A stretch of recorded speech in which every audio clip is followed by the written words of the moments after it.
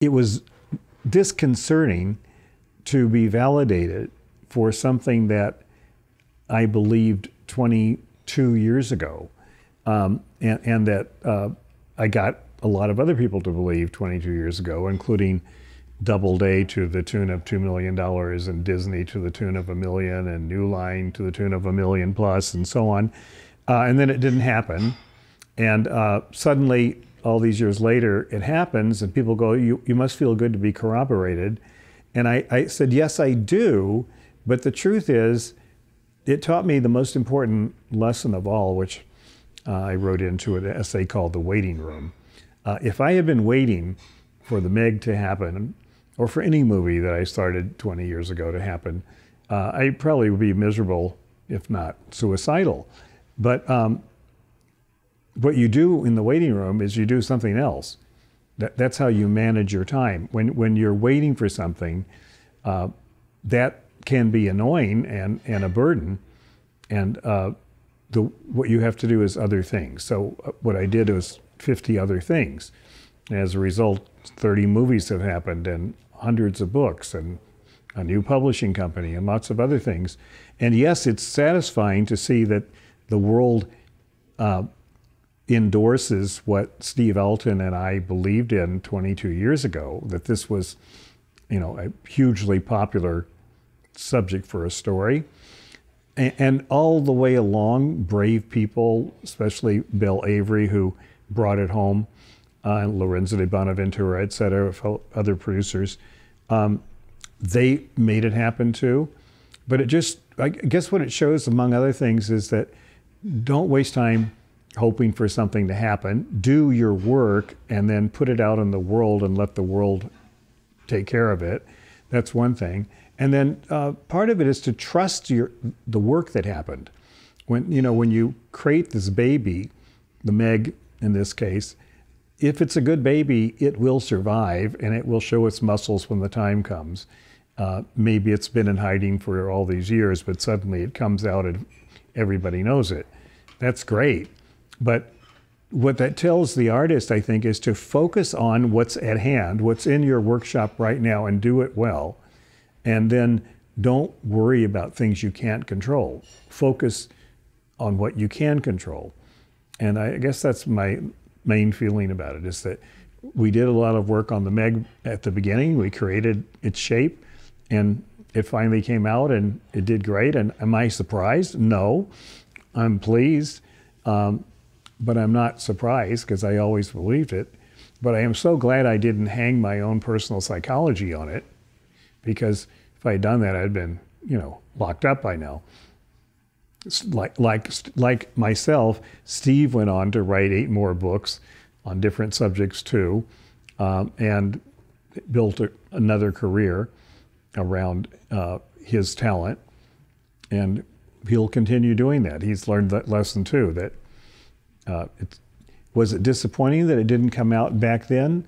Well, it felt like it at the time, but in retrospect, things are meant to be. And I always say to writers that I manage that every project has its own clock, and the only problem is you can't see the clock. So what you do is you put in the works the best you can, and then you screw the the screws on the cover and send it out into the world and wish it well, and turn to your next project, which hopefully you've done before you finish this project. And that's what the creator does. They keep working on new projects. So this world didn't turn out perfectly. God creates another world. Maybe it's better. What he was doing was creating something that no one else could create. And he told me that he wrote every day for 10 years before he wrote a single line, a single word that was uniquely his. And then one day, he sat down and he wrote the words, "the lake." And he wrote a short story based on the time when he was a little boy. When he was 8 years old, he and a little girl friend who was 7 went swimming in Lake Michigan. And he came out and she never did. She drowned. And it was a story about her coming back as a ghost. And he told me that when he finished the story, tears were streaming down his face. And he knew he'd written something that no one else could have written. It came specifically from his experience and his soul. And he said it took another 2 years of writing every day before he could write something again that was uniquely his. And then he got to where he could do it again and again and again. And he became Ray Bradbury because he was determined to do that. And so I thought that was a great lesson to say, okay, what are you creating? What can you create that isn't something that's just an imitation of what others are doing, but that's unique to you, that no one else could have created, that you create something fresh in the world that's truthful and meaningful, and then you know you've done something worth doing. So that's been a great inspiration to me. I love my agent. I think he's the best agent in the world. I'm a rep at WME. There's another agent at WME who I think is the second best agent in the world. Her name's Adriana Alberghetti.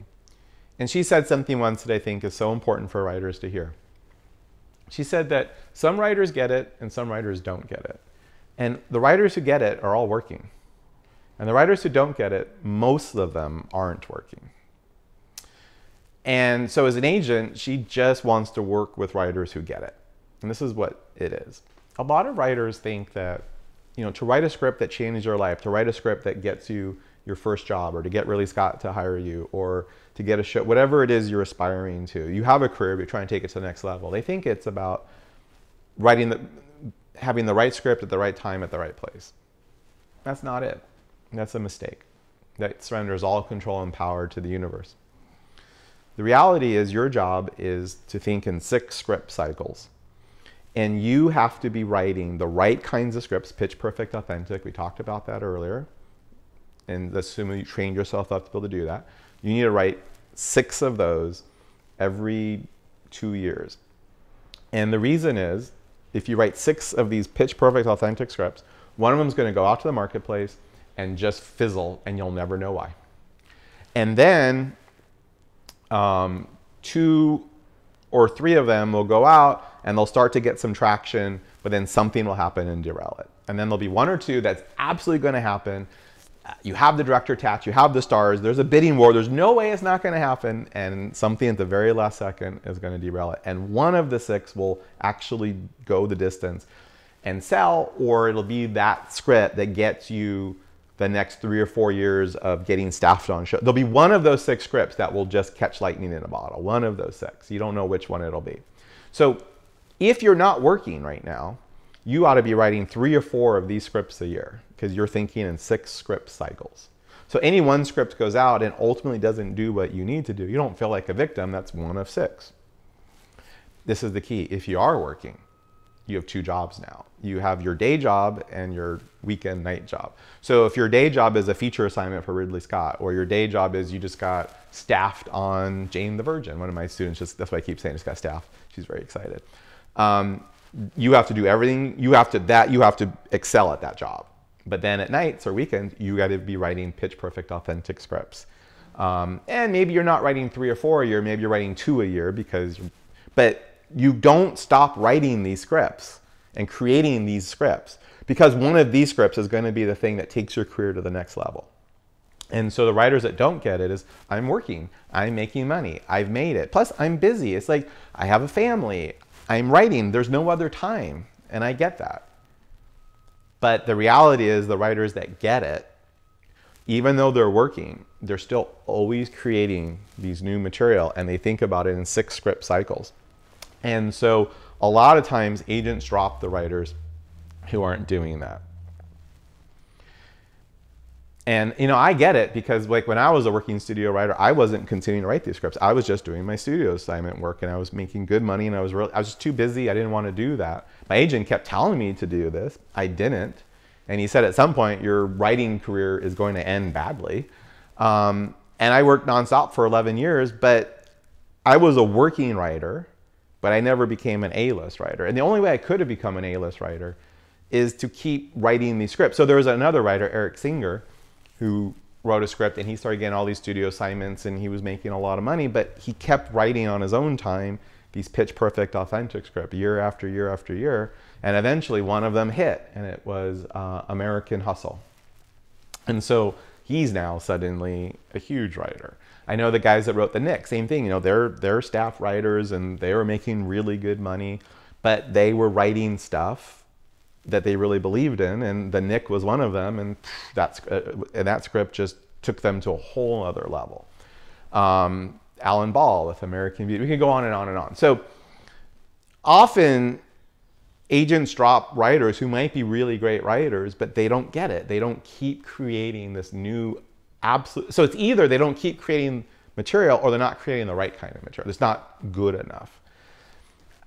I have a lot of friends who are agents, and if you keep creating the right kind of content, even when you're working and the content's amazing and you play well with others, it's very unlikely they're going to drop you, because that's exactly the kind of person they want to represent. And in that case, if they drop you, it could be a conflict with their client. It could be a lot of things that have nothing to do with you. But if you're not doing all of those things and an agent drops you, then you have to look in the mirror. I can go back to Sean Ryan again, the one who was so promising, and he got a job on a sitcom as soon as he came to LA, and then he didn't work for 6 years. And what he did is he wrote, and I think that he wrote about 14 spec scripts. And what happened is his scripts were all good, but nothing was getting him traction. And he asked his manager, he said to his manager, send me an example of a script that is getting somebody work. And his manager sent over the script that had the most buzz at the time, and Sean compared it page to page and said he'd have, 3 things on a page that were really good, but this one, the one that got the buzz, every single beat was perfect. And when he realized that he had not been hitting the mark, he started to write and hit the mark. And in not too long of a time, he got hired on a show, and that show led to another show, and then he got, he developed The Shield. So you just have to keep working. I wouldn't really call it early success. I don't even view it that way. I view it as 6 years of no one wanting my stuff. And it was, some random person who was very kind was interested in the script, but it wasn't as if it was all of a sudden, I made it and it's happening now. So it really was a 6-7 year journey to selling my first project, which was Recount. And why I didn't give up, I think, is because I had something to say. And I loved writing these scripts, and they were important to me, and I loved working on stories. And it just was artistically extremely fulfilling, where my acting career was very frustrating. And sometimes I worked on some terrific shows that I'm really proud of, but I wasn't actually getting to act very much. So even when you're working, I would do episodes of Gilmore Girls, and I would do 4 episodes a season, and I would work on it a day or two, and that would be one of my only jobs for 6 months. So it's really about 7 days on set over a 6-month period. So what am I doing the rest of the time? I'm auditioning and trying to get new jobs, but that's an hour a day maybe. So really it was a creative outlet for me, of taking my creative energy and putting it into something where I could actually just go do it. Whereas an actor, you have to be picked to go do it, and then you rarely get picked. So I just found it fulfilling, but I also was getting rejected left and right, script after script, and agents, managers, production company, everyone didn't want my work for 6-7 years.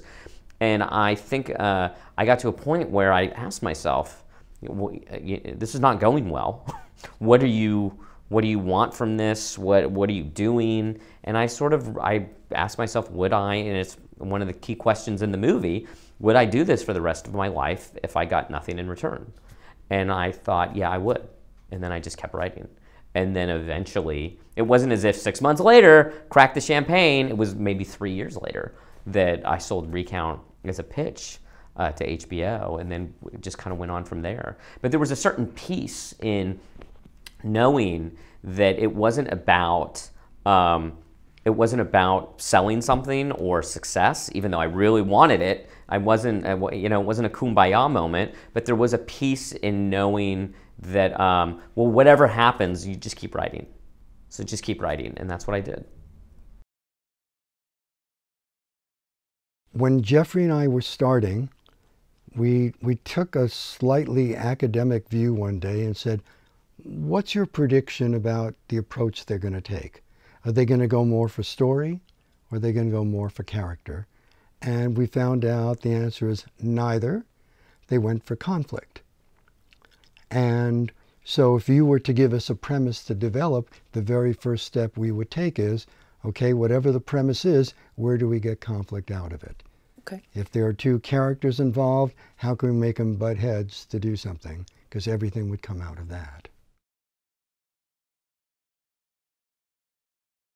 Writers, as one example, I get query letters every day, blind query letters. Dear so-and-so, it could be my name, it could be creative executive, it could be my name misspelled, it could be anything. Dear so-and-so, log line, short description, can I send you a script? I'll sign a release. Signed, John.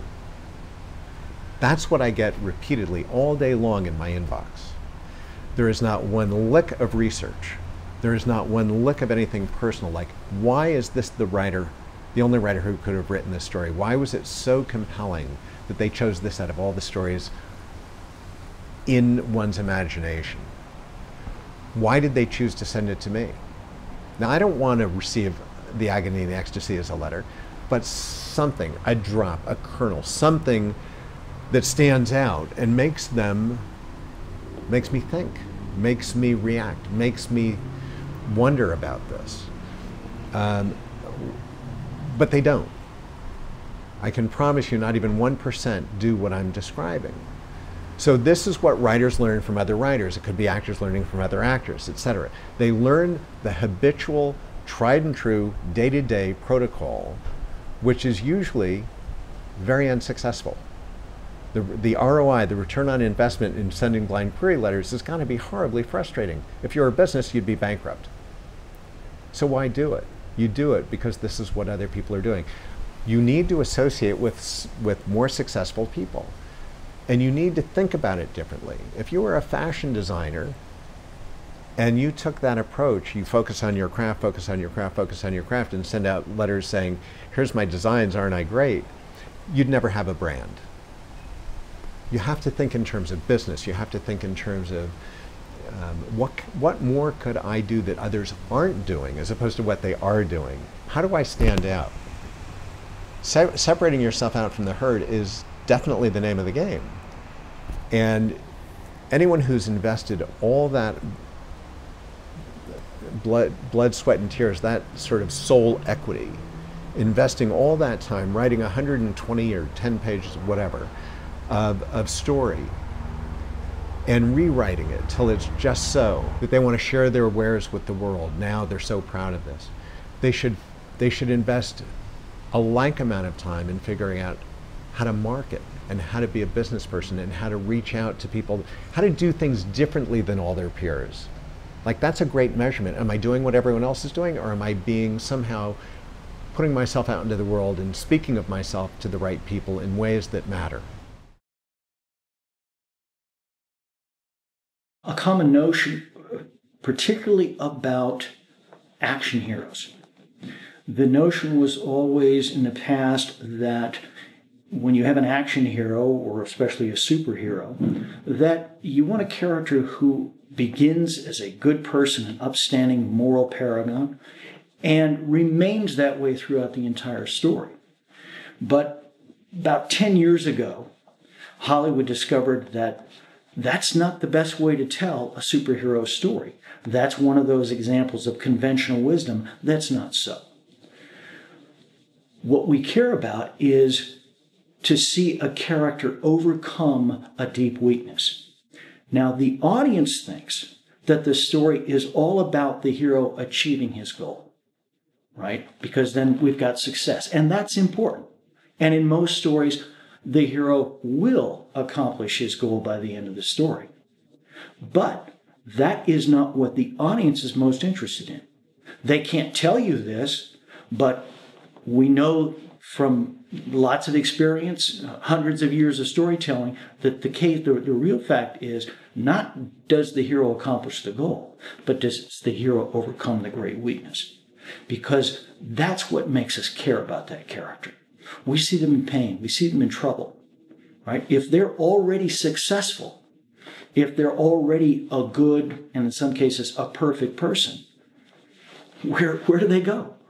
Right? There's nothing for them to overcome.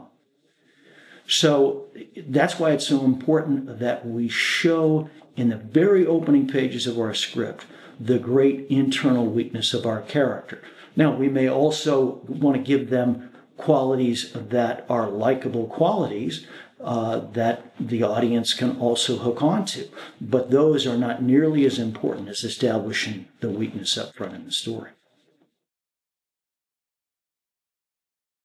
I'll never forget when I was a studio executive, there was a certain circumstance where this happened, where we had the network, the studio, and the showrunners and the writer on the phone. And the writer was so defensive to the network notes. And it was my job to go to the writer and say, you need to really hear the note, understand the note, and then your best response that isn't going to put somebody on the defense or isolate someone is, I'll take a look at it. Okay. Mm-hmm. That helps to, first of all, it helps, it's positive on the writer. It's saying that they're open. It's not saying they agree with the note, but it's saying they're open to take a look at it. And that's all people want to know. What I think the biggest thing writers have to think about when it comes to receiving notes on their script is, even if they don't agree with the note at face value, they have to understand there might be a note under the note. And the note they need to make to themselves is, something isn't working. And I have to figure out how to make it work. Because if this person who knows story is not getting it, then there's something going on in my process that isn't working. And just be open to that. I mean, the gift with writing, what I say to writers is, you have to recognize, first of all, the blank page is the only thing that is between them and a writing career.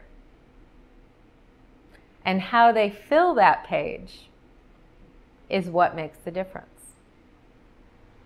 So they can rewrite anything. Like, that's why I say to writers, I cannot tell you, it was my job, how many showrunners I had to talk off the ledge after they heard notes. And after they heard notes from the studio or the owner of the company, or I had to be the peacemaker. And I had to really help them to see, all right, at first, I think the writer's mind may go, oh my God, this is a total page one rewrite. Very often it's not. All it is really thinking about the note, understanding the note, and then if they're open to it, what I've seen, the best writer for me knows how to make the note and go beyond the note. And that takes openness. You know, that takes advanced ability to really know, all right, well, I'm going to make that note there, and therefore that's going to affect a later moment. So I'm going to change that later moment so that it links with what I just changed. And they know how to do that. I think probably the biggest wall note is saying, you're wrong. I don't agree. I think that shows lack of openness and accessibility and desire to make the story better. So I think, you know, when writers they'll say, I don't get it. And then the executive or the story consultant will go through it again. And I think, like, this is where I think it comes to the person giving the note. There's also tremendous responsibility. I am definitely a believer that if you're going to give a note, give an example. Show them what you mean so that they understand the note. So, I mean, there are many consultants who will say, I don't think that's my job. I'm not the writer. They're the writer. I am a believer. I come from the studio executive perspective, where clarity is key in the outcome of the story. So if you're going to give a note and give an example of why it's not working or what you mean by it, then you're going to have a stronger chance of getting the outcome that you want. It's a funny thing, but the thing that most affected me was a script doctor, a very good script doctor that I had. And there was a script I'd written. It was one of my favorite scripts, ultimately. But she said, this is brilliant. I absolutely love it. Now, here's the notes. But the fact that she said that I was brilliant and that she loved it, I thought, well, what the heck with a few notes? I'm brilliant and I love it. So I think, you know, crazy flattery, you know, I realized sort of the weight of allowing somebody to feel special and be special. With crazy flattery, that all those notes seemed like nothing. So, you know, one of the biggest pieces of advice was that, hey, you know, what you're doing has super value. Now here's the work. And just going on that thing where I was allowed to have super value at the top of the journey really got me through, as though it was nothing, those notes. For character, and I talk about this in my Pixar seminar, so because they masters of this, you know, they tell stories about toys, about monsters, about bugs, about robots, right? You know, fish, rat. They make you care and connect with those characters. So there's a whole bunch of techniques, and you can see what they do, and you can know what the techniques are. For me, it's like there's three things that you do that you do is make us feel sorry for that character. So there's little moments where you can create a moment in the story where a character is unjustly abused or unjustly mistreated or insulted or betrayed or neglected, and so it could be any character. And if that moment is there, you're going to feel sorry for that character at that moment. It takes an instant. So that's one. If you show that they're like us, if you show their humanity, for example, you show that they care about something other than themselves, that's another technique. So there's a moment in the movie Leon the Professional, which is about a hitman, right? And it opens with him doing a hit, and he kills people. You don't know if he's good or bad, but he goes home and he takes care of a plant, right? And that right away you say, oh wow, he cares about a plant. So he's okay, he's human. The other part is admiration. So this is like any kind of, you know, if you're dating somebody or you're trying to find somebody who's a good match for you, there's that list of things that you like in a person. That's admirable traits. So if somebody who's funny, who's responsible, who's courageous, there's a whole list of things you can add to a character to make us say, oh well, you know, I admire this. Usually they're like the best at what they do. They're like the best, you know, the best ad executive or the best agent or the best cop or the best driver. They're courageous. There's a whole bunch of them. I mean, I have a whole, the list is all in the book. There's all these lists of things you can do. But if you do these three things, and so when I show clips of the moment you meet the character, and it's usually like a 3-minute scene, you can see all these things being applied in like 3 minutes. There's like, you know, the opening of Wall-E after he's done with the garbage and he comes to his little house. It's a 3-minute scene, and there's about 20 of these techniques done. This is how you connect with that character in one scene emotionally. I also show a clip of an ad, a commercial. It's a 1-minute thing about a lamp. It's a great ad for IKEA, award-winning commercial, where they make you care emotionally for the lamp, right? And the joke about it is that the guy comes on and says, you know, you probably had feeling for these lamps. That's because you're crazy. The lamp it's only a lamp. It's, you know, and the new one is better. You know, the new lamp to replace it. So, but anyway, but it's great. It's amazing once you know those techniques, and then you see them in action. You go, oh my God, you know.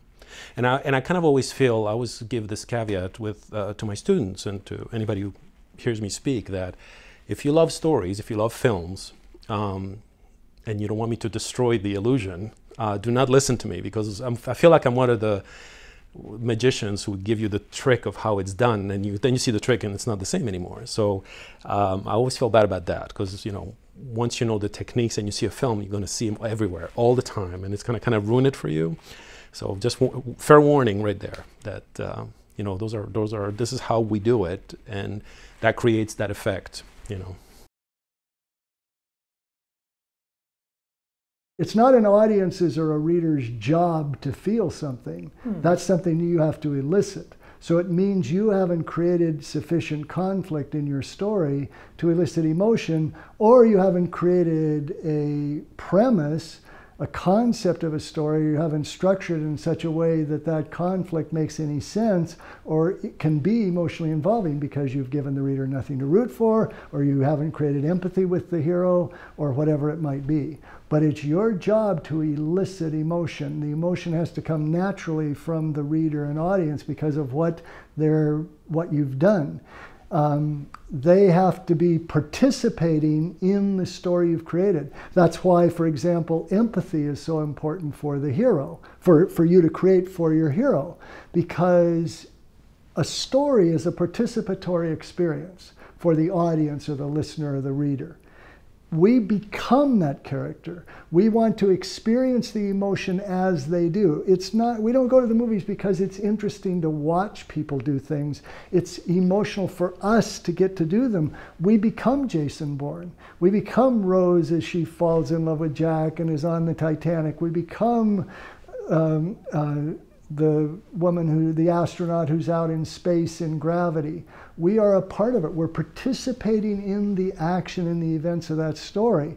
But we have no basis, no way to get into the story if we don't, on a subconscious level, become the hero of that story. And that's what the empathy and identification you create at the beginning is going to do.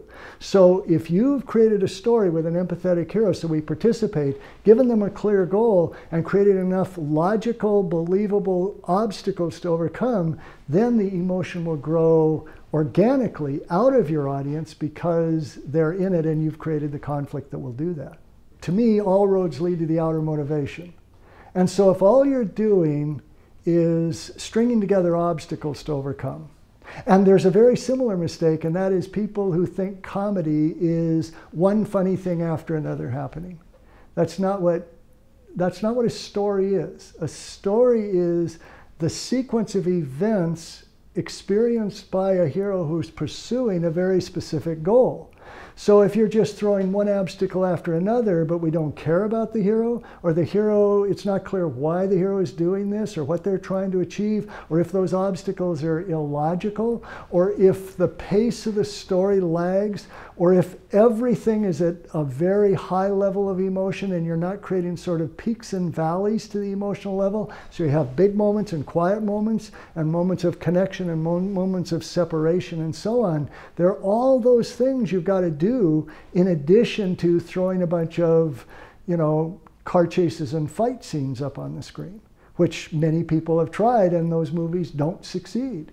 If it's just car chases and fight scenes, it's just, it's just a series of videos, really, but it's not a story or a movie that people are going to be involved in.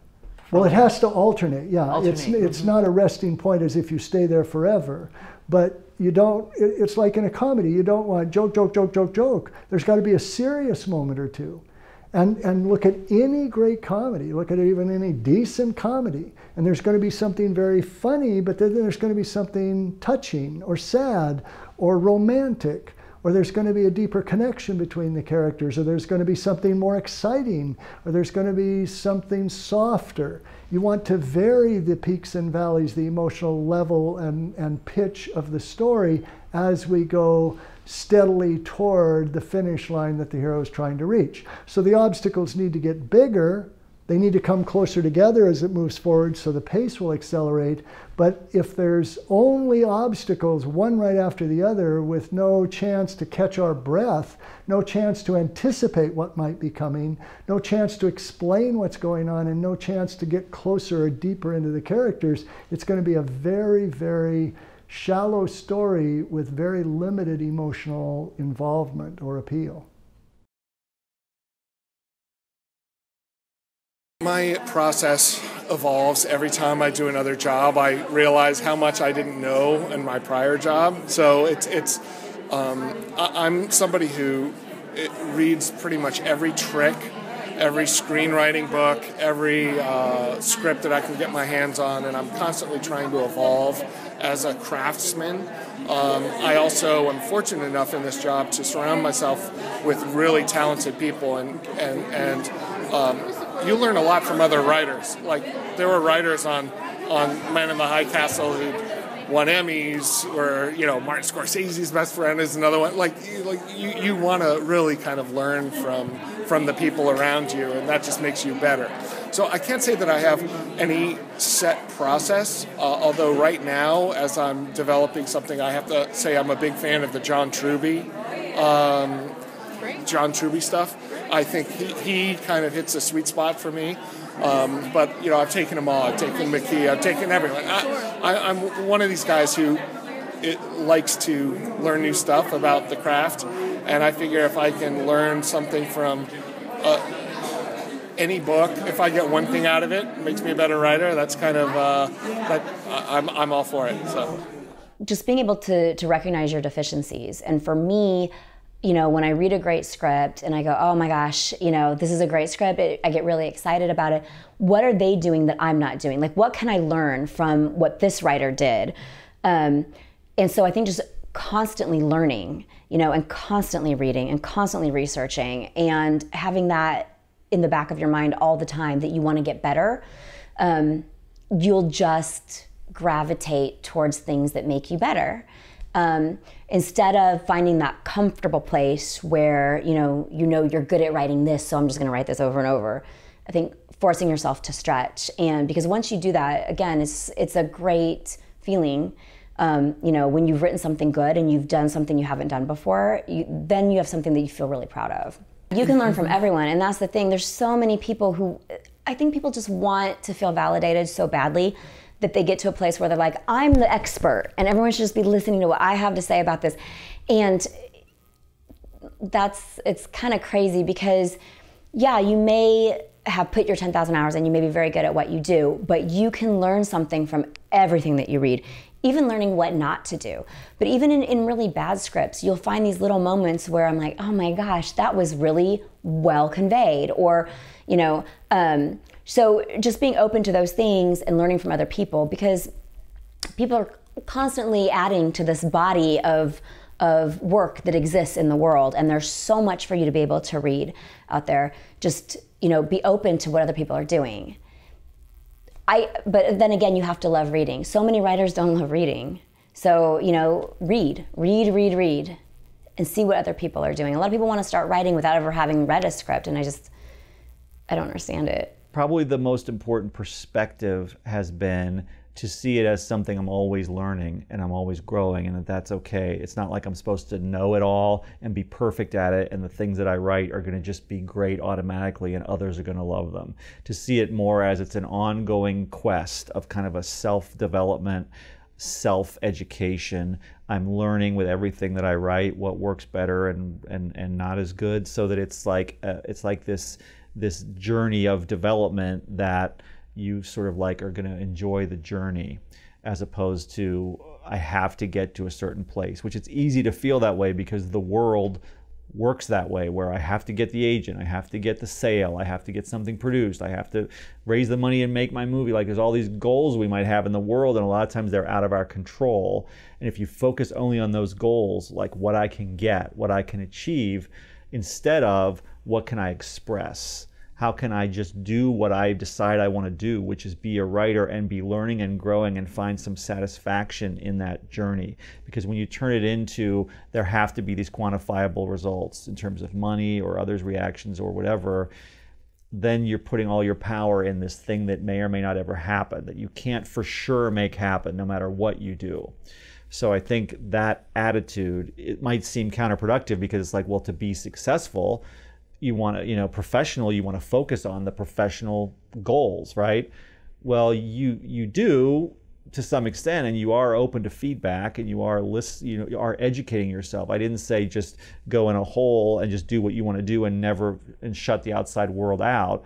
I'm saying engage with the world, with feedback, with education, with trying to understand and get better. So it's growth, but making it a positive growth for yourself that is about making me better and making my writing better, not making my results better. Because when you focus on how do I give more, how do I write something that's really going to impact people more, how do I do that, how do I figure out how to do it, how do I get better at it, you're then about giving to other people. And you will achieve success, I believe, more when you succeed at giving more. You will get more automatically, as opposed to how do I get the success? How do I get the breaks? How do I get the right person to read it? How do I get people to like it? It's more, how do I create something so wonderful that people will just automatically like it? I'm not even concerning myself with that. So it's like taking the power into your own hands and being about how you can improve your stuff and yourself as a writer. Having that approach, I think, is a stronger, healthier approach that's going to lead to success more than if you do it the other way.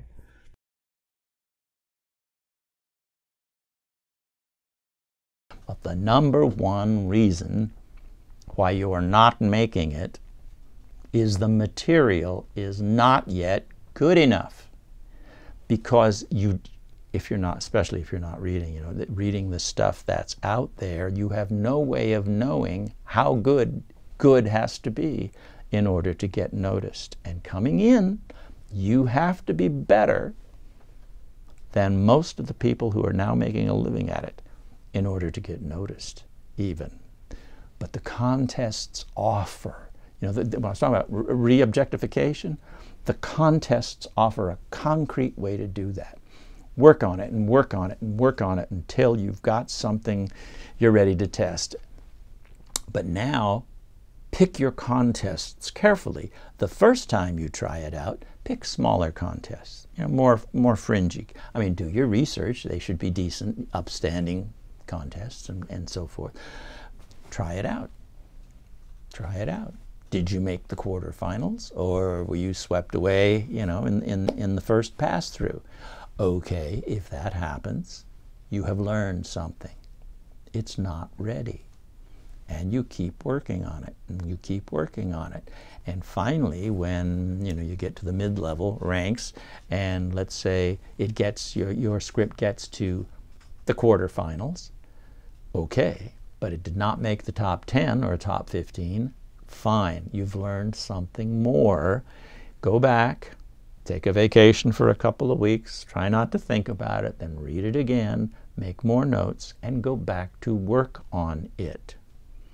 And it is a way to, that's the thing, see, what a lot of neophyte screenwriters, new screenwriters, don't do or don't pursue, which is, you have got to be, as a writer, as a craftsperson, you must be relentless in your goal of creating quality material. For instance, I'll give you for instance, and maybe that'll sort of. I'm working with a young lady right now who was one of our grad students two, 3 years ago. She's been my assistant, class assistant and stuff like that, so we know each other pretty well. She took her thesis screenplay from, 3 years ago, And I read it, and I told her, you got a great idea here, you know, you really do. I believe in this idea. And we had conversations about, you know, there's no such thing as a bad screenplay, only an unfinished one and all that. And I gave her some pointers and, you know, scribbled things on the pages, and she went back and she wrote it again. This is a feature film. And I looked at it, and I, you know, this is better. This is a little better. And I went through, I had the, you know, the sample editing and scribble and all this kind of stuff. And then she takes it and she comes back, and it's a little bit better. She has been through that process, well, in this case with me, it must be 6 times now. I mean, years have passed. I mean, that was she had a draft of this when she went up for her thesis 3 years ago, right? But I'll tell you, and I'm reading it once again. I'll probably be looking at it again this weekend. She is so close, so close. What I would really like to, I kept telling her, keep track of, don't lose your draft of your first draft. Don't lose a copy of your first draft, because a day is coming. I would like to have that in my hand and your final draft, and put that together in a binder and use this in class. Have people read the first draft, now read the last draft. And that, I believe, could be a wonderful, wonderful exploration of teaching and screenwriting, because this has become viable. She is now close to having an entirely shootable, casting, really good social commentary screenplay. What changed in those 6 drafts over the 3 years or however many? Craft. Her mastery of I mean, what most of them do is they write what they mean. When they come to dialogue, people just blurt it out, and it's called on-the-nose dialogue. That's one of the things you teach. Stop it. People do not talk like that. People talk around what they mean. Not that there can't be confrontation and stuff like that under certain emotional circumstances, yes, but it was dialogue. And less is more in terms of the amount of dialogue. In description, it was about the use of language and vocabulary in description, using irrelevant words, the, and, there. There's a whole list of, there's the 9 most utterly useless words. I got it back there on a sheet I pass out sometime. All that is filler. All that does is slow the reader down. It is developing a style in the way you describe and offer exposition and description in scene with scene heading, slug lines, and then what we're looking at and stuff like that. Drawing people in, where you put things, the plot, building the plot in an ever better way. You can do more here, you can do more here. That's what's been going on for all those years. Most overrated part of the screenplay equation is the idea. Ideas are really pretty useless and worthless. Again, forgive me if I'm repeating myself, but I am one of those people who believes that Breaking Bad is one of the greatest achievements in the history of civilization. I think it's really great drama. So what's the idea that drives it? A high school chemistry teacher gets a cancer diagnosis, and so he decides to go into the methamphetamine trade with an incorrigible former student of his, a criminal, you know, to sell drugs to support his family. That is the stupidest idea I've ever heard. Many companies shot that down. And yet it is this triumphant achievement, 62 hours of a TV series, every frame of which is engaging and captivating and involving so how did that happen? And the answer is they told a good story. It's where the story, it's really all about story. That's what we believe at UCLA. That's what I believe. A few years, I mean, imagine if somebody came up to you and said, "Hey, I have an idea for a movie. This guy stutters, but he has to give a speech, so he hires a speech therapist. They work on the speech, and he gives the speech at the end of the movie." If somebody told you that that's going to win the Oscar for Best Picture and Best Screenplay, you'd figure they're crazy. And yet that is, of course, the King's Speech. And again, I think it just demonstrates the value of story and the valuelessness of ideas. And I think that very young people are more into ideas. They have great ideas. I like to say, when you have a great idea, if you have a really, really great idea for a screenplay, that's all you've got.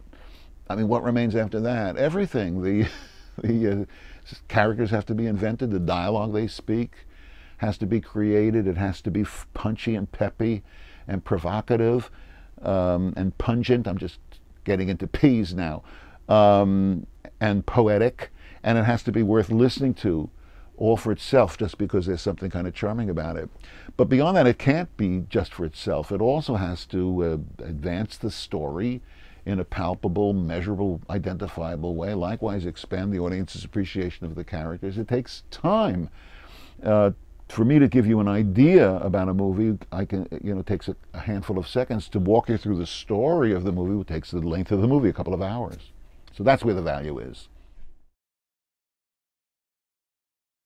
There is a huge business, maybe an overly huge business, in teaching screenplay structure. A 3-act structure, a 5-act structure, and there are I know a fair share of screenwriting gurus who are at each other's throats all the time about which structure is the structure. And I'm not saying there's not a structure. I would be in big trouble if I said there wasn't a structure and that a story didn't have a beginning, a middle, and an end. But this reliance, this absolute need to follow any structure map that's out there. And if you don't have a turning point on page 30, you haven't done it right. Or if you're on step 5 of 22 steps and you're on the wrong step, you haven't done it right. Or any of this stuff, it's not true. This structure business, it's a business. And and you need a diagram to teach structure, and you sell a diagram. And it's very hard to say I have the best diagram unless you have a diagram, right? I mean, you need a diagram to sell a diagram. I told you earlier about my diagram that ends on page 60 with someone hanging themselves. It's an emotional diagram. It goes like this. It's like page 1. Oh God, I can do this. This is going to be great. This is the best story ever. Page 10, oh my God, I can really do this. Everyone was wrong about me. My parents can go F themselves. I'm a writer.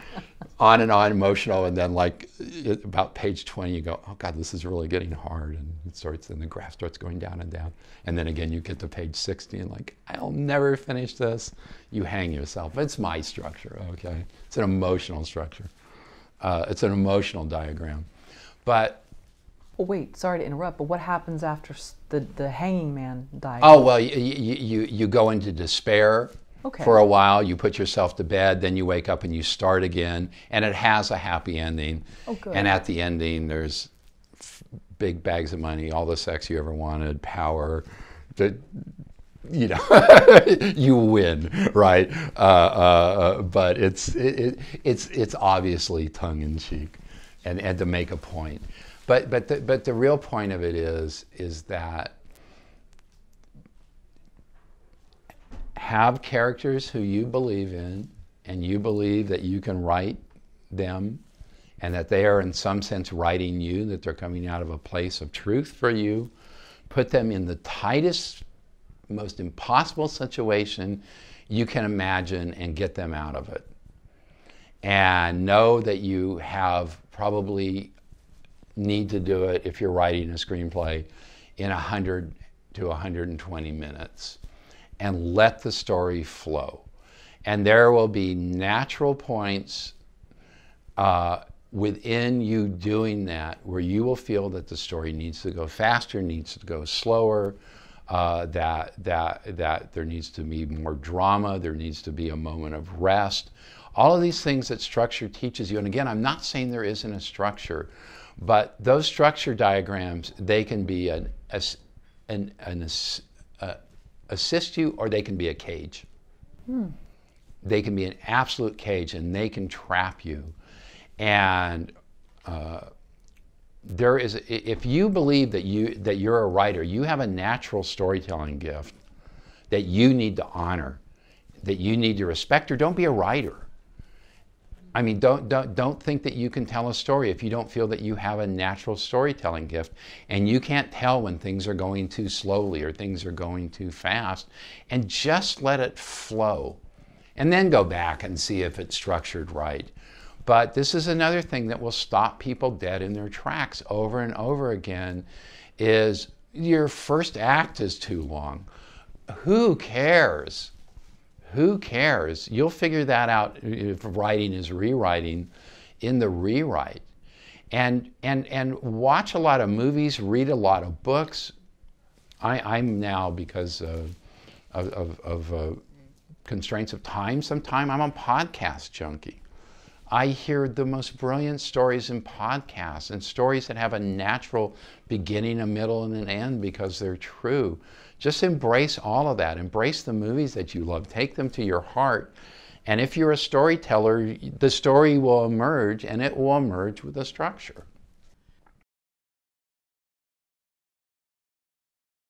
The biggest lesson about writing is get up and do it. You know, is like, it is a job. You know, I'm the kind of guy that I like a glass of wine, you know, I like some music going. That's very romantic, and I'm sure Hemingway would be very proud, but like, that's really not how you get a script done, or how you write that many scripts. And I am always writing. So it's like, you gotta get up, you gotta spend time with your coffee, you gotta look at it. And sometimes it's just sitting there, not being able to write anything that gets you 2 days later to where you are, where you can, you know, answer the question and put it on paper. Everybody says you have to write and read every day, because it's true. If you're writing every day, you know, the next day you're gonna write a little better than you did the day before. And in 4 years, you're gonna be a much better writer than you were 4 years ago. And I think a lot of writers, you're waiting for the world to give you permission to pursue your craft. And you just need to give yourself that permission. You need to show up and say, okay, I'm gonna do this, and I might not be very good right now, or you know, maybe I am great and I don't know it yet. You won't know either way unless you put yourself out there.